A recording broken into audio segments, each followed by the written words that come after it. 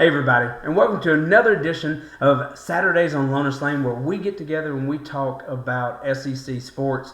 It is football season. Here to my right is Tyler. Here to my left is Cody. We're just brothers who want to talk football, and that's what we're doing today.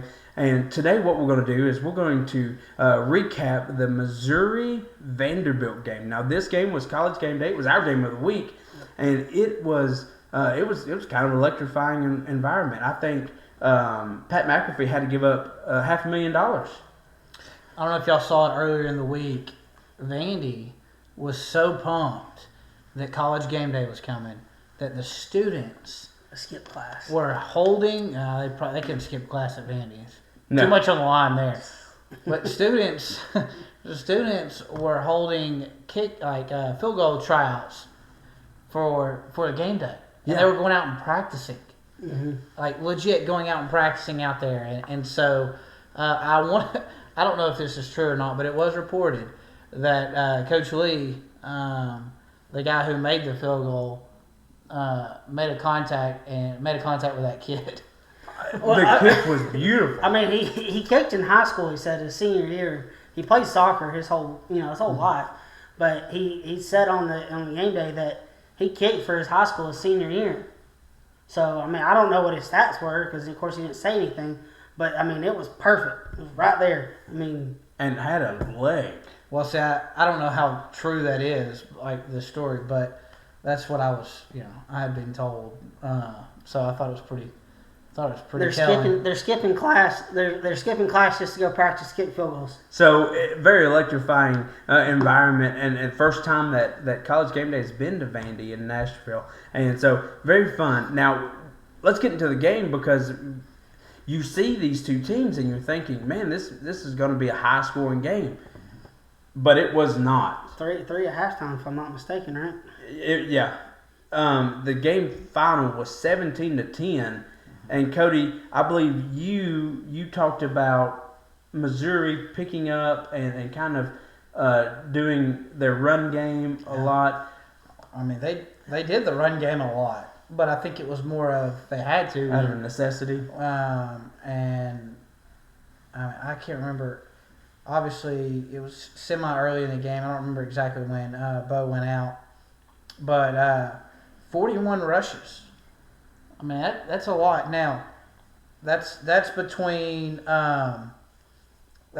everybody. I do think Hardy. I feel like Hardy should have had a few more touches. 97 yards on 20 carries. You had some wrinkles with Kevin, and they're carrying two with 44 yards. That's pretty good. And then your backup running back Roberts there, Jamal, who runs the ball well. Had 22 yards on 10 carries. So I think they got back to the run game, which helped them really keep the game close. Yeah, because I was telling you that you're not going to be able to do much with Vandy on big plays. They're a very well disciplined, very well coached defense, and they just don't miss their assignments there. But Tyler, you go back and you look at Diego Pavia. He only threw for 129 yards. It was not his best performance. He went 10 for 19 with one interception. Yeah, and he ran the ball eight times with 20 yards, 13 being as long. 136 yards through the air, on the ground. Yeah. 129 in the air. I mean, there just was not a lot of offense from him that we're kind of not used to seeing this year. He's been putting up big numbers through the air and also running the ball really well. So Missouri's defense held him pretty intact for the most part of the game, and of course with that interception. I mean, it was a 3-3 at half, and then your quarterback goes down in, I believe, the first half or early in the third, and Vandy's able to squeak it by and get 17-10 on him. So is Vandy the real deal this year? That they potentials that if some things shaken up, or are they potentially going to the SEC championship and first time in how long? I'm going to say no to that one just because you're lost to Alabama. You've got 3 games left on the season. Now, you would have to lose 4 games? I'm talking about Alabama though. Oh, sorry. Because they play. Well, they've got 4, but 3 in the SEC. They would have to lose 2 of those 3, and that is Oklahoma, LSU, who just fired their coach, and Auburn, who has not looked good. Somehow found a way. Let me tell you something, Auburn fans. If you have this guy, I'd be upset. If you had this guy sitting on the bench, QB2, and Jackson Arnold tanking the season, I'd be a little upset. That's all I'm going to say, but we'll talk a little bit more about that on Thursday. But neither here nor there. Let's talk about Bo, because Bo did leave. He left in an air cast. It didn't look good. I went back and watched the play. Their potential on a scoring drive, and he gets caught up, and it looked nasty. Now, Cody, you came in and you said that there were reports out that he may be back for the season at some point. Yeah, there are some reports. There are no broken bones, and it did have to be popped back in. So dislocation. But there were no ligament damage. It was just a bad sprain. There is a possibility, an outside chance that he could return later in the season. Well, they're on a bye week this week too. They're on a bye week. Who do they play? They've got Texas coming up, do they not? They got A&M. Oh, A&M. They have A&M, State, Oklahoma, and Arkansas. They don't play Texas. They play Okay. A&M. So they play A&M, and that was kind of the game that I thought that Georgia fans would be watching closely, because they kind of need that. Because once again, for Georgia to get in, Alabama would have to lose 2 of the last 3, which I've talked about. But with Bo coming back, that's really good, because you're looking at a Missouri team who doesn't. I mean, you have A&M. If somehow you can keep that close and get your 3rd loss, like I said last night, I think a 3-loss SEC team is going to get in over a 2-loss, whatever. Now the rankings did come out for this week. Missouri, I believe, is down at 19. Yeah, so Oklahoma's at 18. So they're still sitting there. They still have an opportunity. It's a very top heavy, guys. You look at Oklahoma, Indiana, they're not going anywhere. Ohio State. Ohio State and Indiana, they're not going anywhere. Texas A&M looks darn near unbeatable. Mm-hmm. You've got Alabama sitting there at 4th. I think you have Alabama A&M in the SEC championship game. They're going to have to play each other. You've got Georgia, Oregon, who, say what you want to, they went and beat Penn State. Outside of that, they really hadn't played anybody. Penn State hasn't looked good since. You have Ole Miss, who's sitting there on the outskirts after losing to Georgia. You've got Georgia Tech, who will have to play Georgia at the end of the season. I think Georgia Tech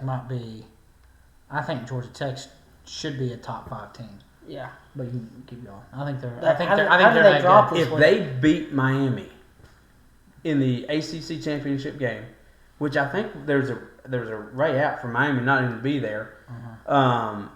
But if they win the ACC, absolutely, I think you got to put them up there in the top 5. But you still got to play Georgia. I think they could beat them. You think they could beat Georgia? I think they can. I think Hayes King is that good. Hayes King is good, but he is. I mean, they haven't played an SEC talent like Georgia. They play in Atlanta. You play in Atlanta, but I mean, look, you beat Colorado on the road. Whoop-de-doo. Who hasn't? Gardner Webb. You have Clemson, who has struggled not, with Clemson. Yeah, well, yeah, it's 24-21, but it was at Georgia Tech. You played Temple, Wake Forest, Virginia Tech, who did beat Florida State, and Virginia Tech hadn't looked bad. No, Virginia Tech is not. Virginia is one who beat Florida State. You beat Duke. Who's not a horrible team, but it's still Duke. You beat a Syracuse, who is struggling. That's another coach who I've heard kind of go elsewhere. You finish the season with North Carolina State. You've got Boston College, Pitt, and you finish with Georgia. I don't see Georgia Tech beating Georgia, but Cody, if you do, I'm not saying it's going to happen. I think it's a possibility. Everything's a possibility. I think it's a possibility that could happen. You've got BYU sitting up here, just behind Vandy. Yeah. once again, you're looking at a team who's playing out there. I think they still have to play Texas Tech. Do they play Texas Tech out there this year? Who? BYU. I think so. Texas Tech's quarterback's done for the year. Yeah, they play Texas Tech this week. Texas Tech they're struggling. They don't have their quarterback, the one that was leading them out.